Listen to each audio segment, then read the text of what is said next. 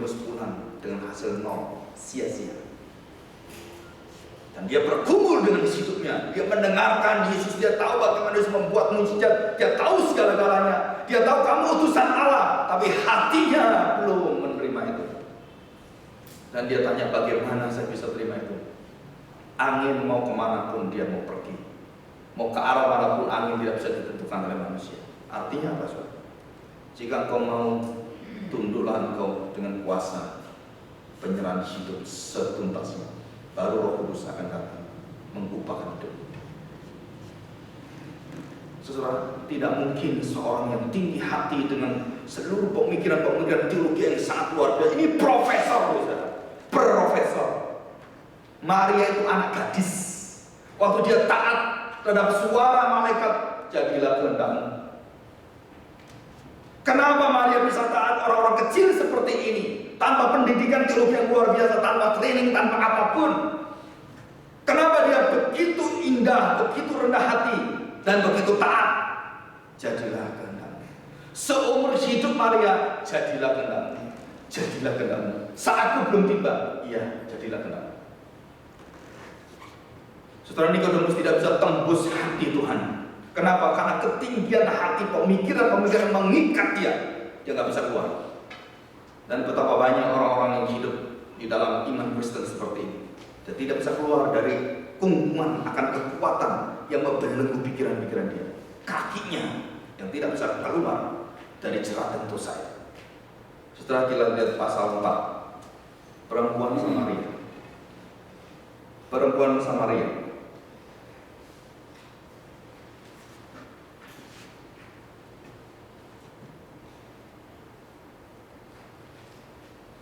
Saudara, pasal 4 ayat 26. Kata Yesus kepadanya, perhatikan, I am that I am. Saudara, apa yang dikatakan Yesus ini persis sama dengan katakan Tuhan waktu Musa tanya pada, siapakah engkau sebenarnya? Tuhan mengatakan, I am that I am. Dan Yesus hari itu mengatakan kalimat sama dengan Yahweh yang ada di dalam perjalanan bertemu dengan Musa. Dan dia mengatakan pada perempuan yang berdosa, bukan pada Musa. Aneh kan? Sudah perhatikan omongan saya.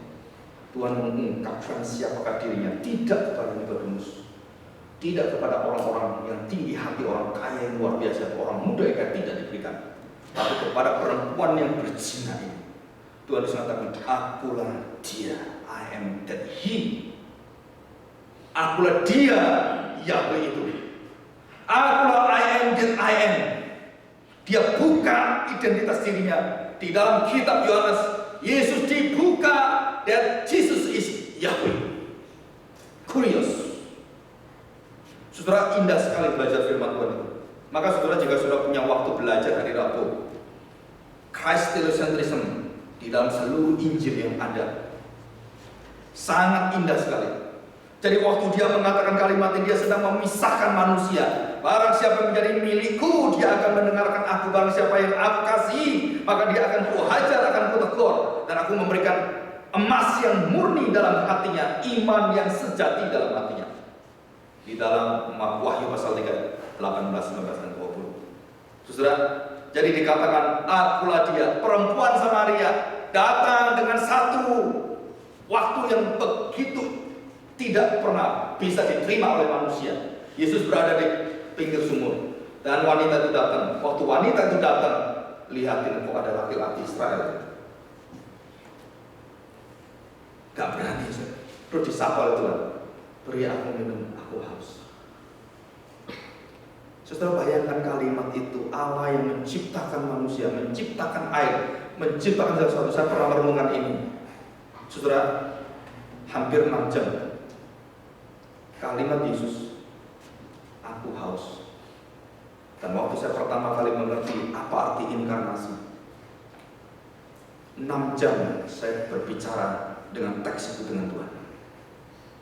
Saya dibuka banyak hal. Roh saya diangkat oleh Tuhan.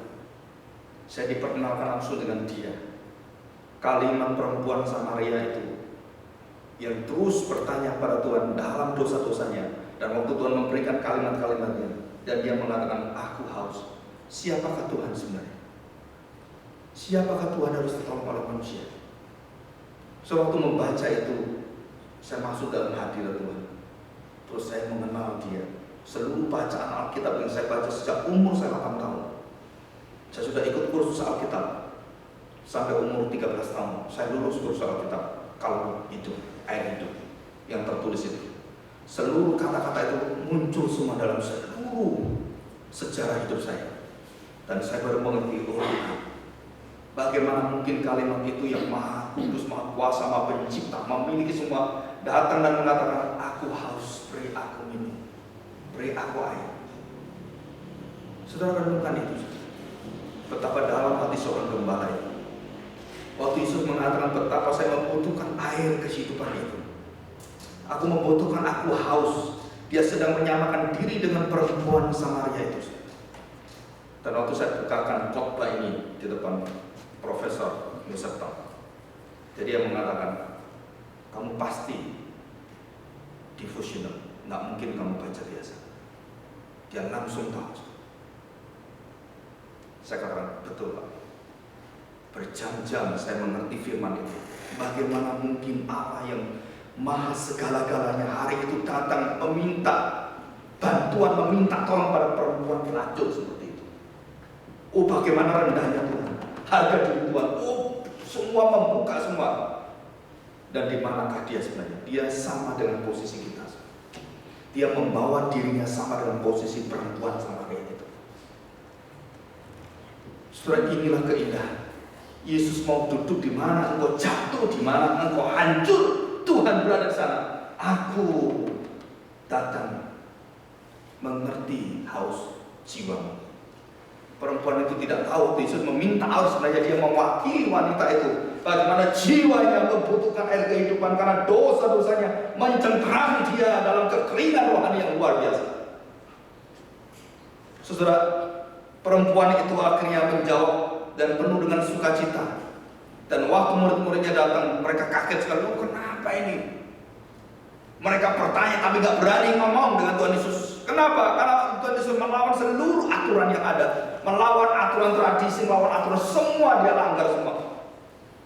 Tapi hari itu dia adalah Tuhan atas segala hukum Taurat. Dia memberikan hukum Taurat, dia memberikan hari Sabat, dia memberikan semuanya. Dia menciptakan wanita, dia menciptakan pria. Dan dia menembus itu semua. I am that he is. I am that I am. Dan dia bukakan itu. Wanita itu langsung tahu. Dia langsung mengatakan, oh engkau utusan Allah, engkau Allah yang maha tinggi. Dia langsung lari. Dia beritakan itu semua perubahan hidupnya dia. Oh, ada orang yang tahu dosa saya, yang tahu bagaimana saya hancur di bawah itu. Dia tahu apa yang saya lakukan. Laki-laki yang bersamamu hari ini pun bukan suamimu. Walaupun kamu baru selingkuh tadi malam. Nah, seumpama gitu. Lu baru ketemu laki-laki ini mencuri suaminya orang. Tuhan katakan, tidak. Yang laki-laki bersama dengan kau bukan suamimu. Ada 5 laki-laki bersama. Kaget. Mana bisa tahu kalau bukan Tuhan? Maka di situ dia harapan air kehidupan. Jadi wanita ini dalam dosanya dikering, dia merasakan satu haus yang dalam. Tuhan tolong saya, tambah dalam, tambah dalam. Dan Tuhan Yesus mengatakan, akulah air itu. Jika engkau menerima aku sebagai Mesias, hatimu tidak akan haus. Dia akan memancar keluar air kehidupan itu. Dan perempuan itu hari itu juga mendapatkan air dalam hati. Saudara, bagaimana bandingkan dengan Nikodemus? Kenapa Tuhan berikan pada hati orang-orang kecil seperti ini? Saudara, kita lihat pasal yang kelima, kolam Bethesda. Saudara tahu bagaimana sikap orang-orang Farisi di kolam Bethesda itu? Bagaimanakah sikap mereka terhadap orang yang sudah disembuhkan? Oh, mereka tidak terima, saudara. Orang yang lumpuh itu yang sudah berapa puluh tahun, 38 tahun dalam penyakitnya itu, tidak ada yang bisa menolong. Dan itu dibuang oleh orang-orang agama. Gembala-gembala palsu itu tidak mau menangani hal seperti ini. Oh, ini menyusahkan saya. Saudara tidak pernah mau domba-domba yang kecil-kecil itu dibuang semua oleh dia. Saya ingin domba yang gede-gede, yang woolnya banyak. Nah itu, tak guntingi semua jadi baju saya. Wah bagus kan? Kalau saya lapar, tak potong, tak sate yang enak itu. Sate Kairo di BKR mau kambing muda. Saudara, begitu kejamnya. Dia tidak melihat pada domba-domba, dia melihat akan hati inkarnasi Tuhan. Penggembalaan yang begitu indah itu. Oh tidak, dia pecet, dia injek, dia paksa, dan dia peras semua domba-dombanya.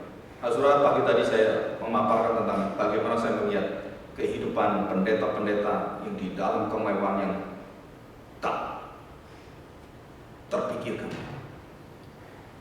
Wah, ada pendeta-pendeta yang gembala-gembala yang luar biasa. Begitu hebat semuanya. Rumahnya begitu megah, bukan satu dua. Rumahnya setiap kota dia punya rumah. Di Jakarta punya, di Surabaya punya. Gembala pendeta. Dan di rumahnya itu mobil itu lebih daripada 5. Mobil-mobil yang mewah-mewah. Rolls Royce, BMW yang terbaru, Mercy yang terbaru. Katanya dia suka koleksi mobil. Koleksi, nggak dipakai cuma ditaruh.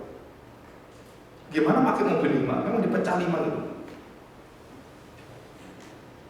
Kok bisa ada gembala seperti ini yang tidak memikirkan apapun, yang memikirkan hobinya dia, semua dikumpulkan untuk apa? Oh ini loh, pendeta hebat, pendeta besar, dengan kekayaan besar, kekuatan besar, kedudukan besar, jemaat yang besar, yang luar biasa banyaknya. Saudara, di hadapan Tuhan, kekejian. Saudara, itu kekejian. Gembala-gembala palsu. Dan hidupnya tidak pernah pikirkan Tuhan. Saudara, Tuhan Yesus sedang menghantam orang-orang Farisi. Bukan membuka pintu hatinya untuk menolong orang-orang. Kita baca Matius 23. Coba kita baca. Ya. Matius 23:13. Saudara, Tuhan Yesus marah kepada mereka. Dan bukan hanya marah biasa. Dia betul-betul marah dan meluap dengan keputusan dari hatinya. Matius 23:13. Celakalah kamu, hai ahli-ahli Taurat dan orang-orang Farisi, hai kamu orang-orang munafik, karena kamu menutup pintu-pintu kerajaan surga. Yesus katakan apa? Akulah pintu. Tapi mereka gimana? Dia tutup pintu-pintu itu. Tuhan membuka, mereka tutup. Tuhan dengan rela menyapa dan mengundang mereka. Mereka menggagahi pintu kerajaan Allah. Saudara, dikatakan, karena kamu menutup pintu-pintu kerajaan surga di depan orang, sebab kamu sendiri tidak masuk dan kamu merintangi mereka yang berusaha untuk masuk. Saudara, saya masih ingat waktu kita bicara soal pintu. Yang pertama tentang Nabi Nuh, yang lebih dalam lagi, lebih tua, lebih ke belakang, tentang satu pintu yang kemudian ditutup oleh Tuhan dengan pedang perengat yang menyala-nyala dari malaikat kiri dan kanan. Tidak boleh satu orang pun boleh masuk melalui pintu pohon kehidupan. Ditutup oleh Tuhan. Dikatakan sana pintu. Terus kemudian Tuhan mengatakan pada Nuh, silakan kau minggir. Aku tutup pintu anugerah. Ditutup pintu bahtera itu yang besar kan. Ditutup oleh Tuhan. Belah. Saudara, dan kemudian waktu zaman Musa, seluruh pintu-pintu rumah-rumah orang Mesir dan seluruh pintu rumah-rumah orang Israel dibagi menjadi 2. Yang satu pintu itu menjadi pintu hati Allah yang penuh dengan belas kasihan, penuh dengan kemurahan, penuh dengan penebusan, dan darah anak domba itu dilaturkan di sana. Di palang pintu dipecahkan tubuh Kristus dan kemudian dilapur dalam pintu hatimu. Malaikat yang akan mencabut nyawa anak-anak sulung Mesir melihat pintu kemuliaan, mereka langsung hormat, mereka tunduk, mereka pergi. Dan pintu rumah yang tidak ada darah anak domba langsung cabut namanya, tarik masuk neraka. Dan di situ cerita wanita ibu-ibu yang di Mesir mencari semuanya, dan mereka tidak punya turunan lagi. Mereka habis secara bangsa. Saudara, ini bukan kekejaman Tuhan, tapi kekejaman bangsa yang menjajah orang Israel 400 tahun. Dari turunan ke turunan dijajah terus. Orang Mesir itu makan dari perbudakan orang Israel. Orang Mesir punya kemegahan yang luar biasa, yang agung, yang indah, itu semua dikerjakan oleh orang Israel. Maka Tuhan hancurkan mereka. Sekarang tinggal kenang-kenangan Tutankhamun yang ada di Mesir di piramid. Siapa yang kerjakan itu semua? Bangsa Israel. Keindahan, keagungan yang luar biasa. Siapa kerjakan? Bangsa Israel. Saudara, itulah kenapa Tuhan binasakan bangsa ini. Karena bangsa ini sudah biadabnya luar biasa. Dan akhirnya anak sulung dihancurkan, kasih 10 tulah, hancur semua. Dan terakhir, laut yang hebat itu sebagai pintu keselamatan bagi Israel masuk untuk diselamatkan. Tapi pintu kematian bagi seluruh tentara Mesir dan Fir'aun di sana masuk. Mati semua. Saudara, mengerikan sekali. Dan Musa tahu siapakah Tuhannya. Saudara, kalau kita melihat bagaimanakah sikap orang yang sudah disembuhkan Tuhan, orang lumpuh ini, orang-orang Farisi ahli Taurat tidak terima. Mereka menghantam itu. Coba kita lihat pada pasal yang ke-9, 8 ya, pasal 8. Wanita yang berzina. Sikap pintu hati Tuhan dengan hati orang-orang Farisi ahli Taurat, apa bedanya? Saudara, kita lihat bahwa perempuan yang berzina itu kedapatan dan dijebak, kemudian ditaruh di tengah-tengah, dipermalukan dan dibuka untuk semua umum. Itulah agama menangani dosa. Orang dibunuh di depan orang semua seperti NIIS dengan sadis menyembelih manusia di depan kamera, dan seluruh dunia dipertunjukkan kami menguasai dunia dengan kebengisan, dengan kejahatan. Saudara, apa yang ditulis dalam firman Tuhan akhirnya terjadi akhir zaman. Saudara tidak tahu, kita sudah dekat dengan akhir zaman. Saudara, kalau saudara mendengarkan berita yang saya beritahu, lebih mengerikan lagi. Dalam waktu tidak lebih 2 bulan, waktu Amerika menghantam NIS dengan seluruh sekutunya, termasuk Yordania, saudara tahu mereka tidak habis, mereka bertambah 2.000 orang. Saudara, kita sedang berperang banyak hal. Saudara, di sini santai-santai, nanti gelombang itu akan hantam kita. Gereja Rusia untuk memikul salib, menyangkal diri, dan hidup untuk Tuhan. Ya, kita nggak tahu sampai kapan. Kita harus berdoa untuk anak cucu kita, supaya mereka tetap setia pada Tuhan. Karena itu jalan satu-satunya. Saudara, pornografi 48 triliun Menteri Sosial melansir dari tahun 2014. Saudara, keluar uang 48 triliun, narkoba lebih 100 triliun, kosmetik, tahu kosmetik, pokok, pingpong, itu ratusan triliun juga. Jadi kita lihat masyarakat kita itu cenderung kemana? Saudara, kehancuran yang luar biasa. Dan saya percaya, termasuk di dalamnya ada orang-orang, bahkan pendeta pun ada di sana. Langganan pornografi bayar dolar. Bagaimana mungkin negara ini yang begitu kaya ini? Bagaimana mungkin anak-anak Tuhan bisa terhempas dengan seluruh dosa-dosa itu? Sudah, kita tidak tahu. Kita menghadapi satu zaman yang begitu kejam dan sangat halus saat bekerjanya masuk di dalam dosa-dosa itu. Bukan hanya dosa-dosa yang kejahatan-kejahatan itu, menampakkan diri dengan berani yang luar biasa. Saudara, kekejaman itu kemudian masuk dalam dosa, yang masuk dalam dosa-dosa internet itu yang kita tidak bisa batasi anak kita lagi. Dan bahkan yang paling celaka adalah pemimpin-pemimpin gereja berhati palsu. Ini yang menghancurkan gereja. Mereka tidak pernah mau tahu hal itu semua. Mereka mau memperkaya diri, mau besar, mau hebat, mau apa semua. Hancurlah gereja. Dan Tuhan peringatkan mereka, hanya 2 gereja akan bertahan di akhir zaman. Mereka yang bertekun di dalam firman, dan mereka yang hidup taat sampai mati menjalani firman Tuhan, dan tidak ada gereja yang lain. Tuhan tidak pernah terima gereja karena kemegahan, karena kekayaan, tapi karena iman yang taat kepada firman. Nah saudara, waktu perempuan berzina ini kedapatan dan ditaruh diadili, itu cara-cara agama. Mempermalukan orang, wah sok suci, sok munafik, dan ditaruh di depan-depan. Dan kemudian mereka berkata, "Guru, dia kedapatan berzina, bagaimana tanggapanmu?" Perhatikan, kalau Tuhan Yesus pada waktu itu mengatakan, "Oh dia berzina, harus dirajam," diambil batu, dia rajam. Saudara tahu nggak?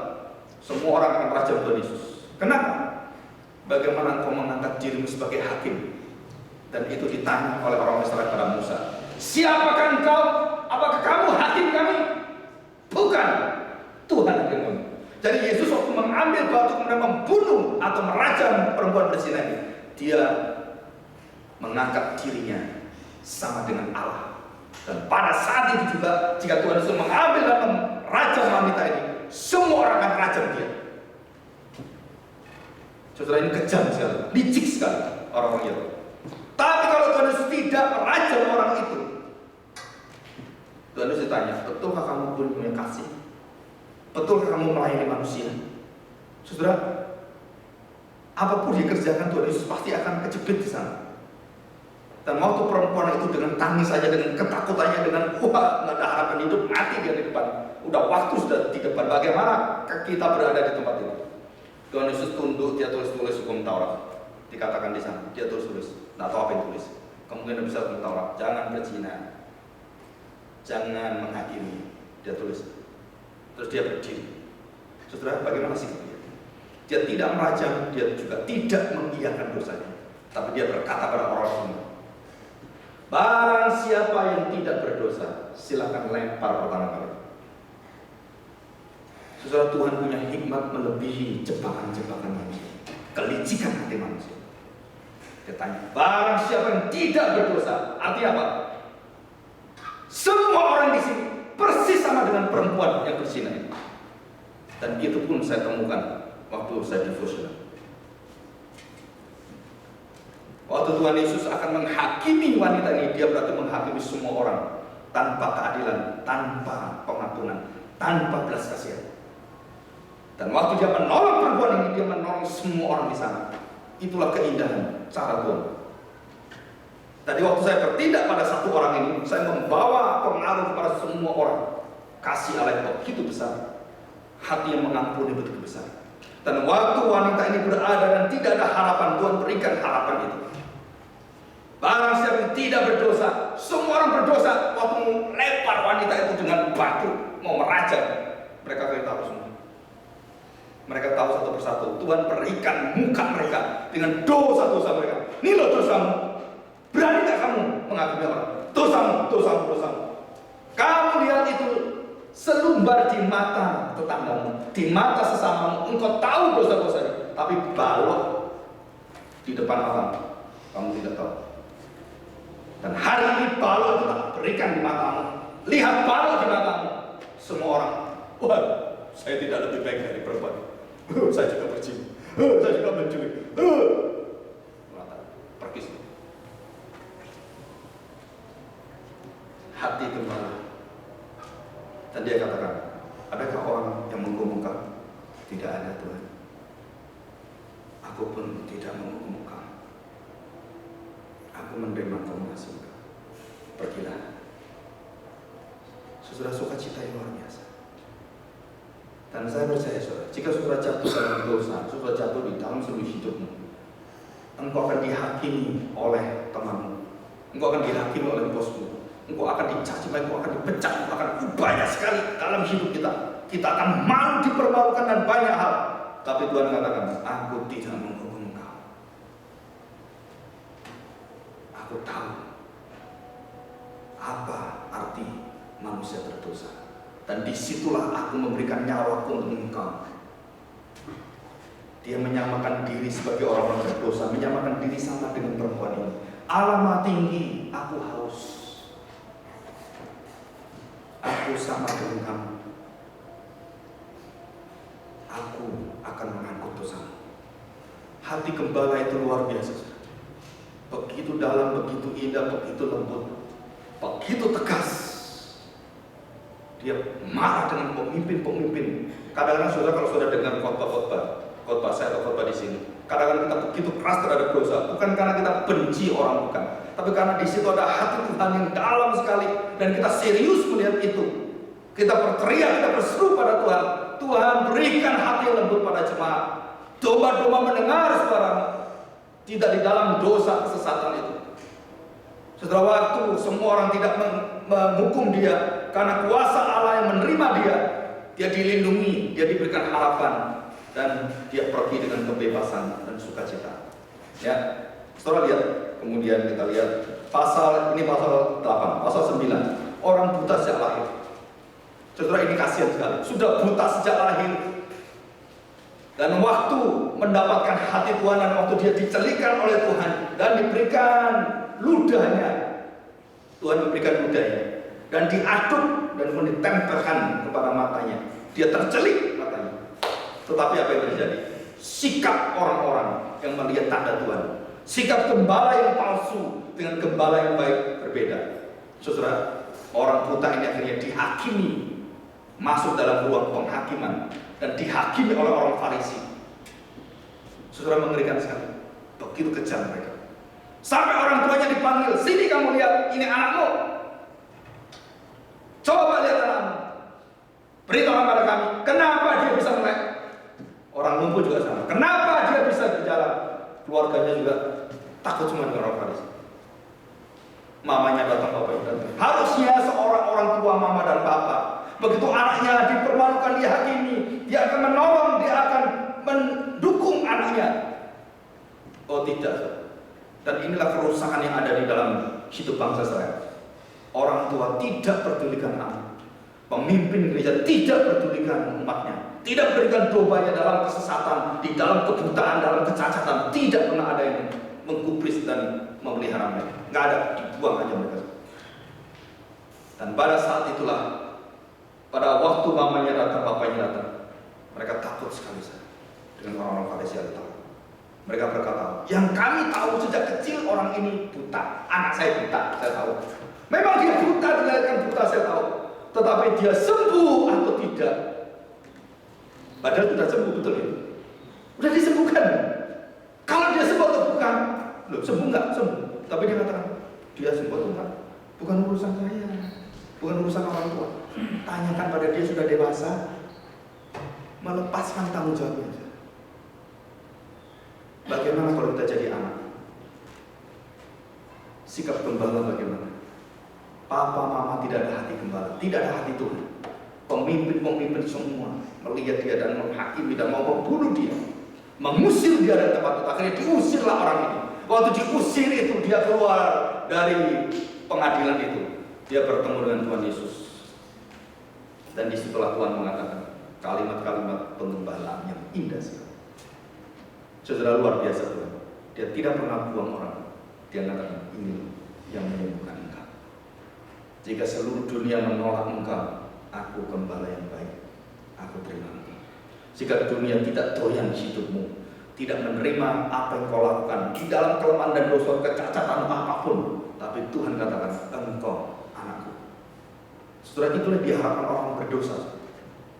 Orang berdosa tidak mengharapkan apapun kecuali ampuni dosa saya, ampuni kelemahan saya. Pengubah hidup seorang gembala waktu menyerahkan nyawanya itu mengubahkan hidup manusia, agar manusia mendapatkan jiwanya, nyawanya, karena diganti oleh nyawa daripada Tuhan.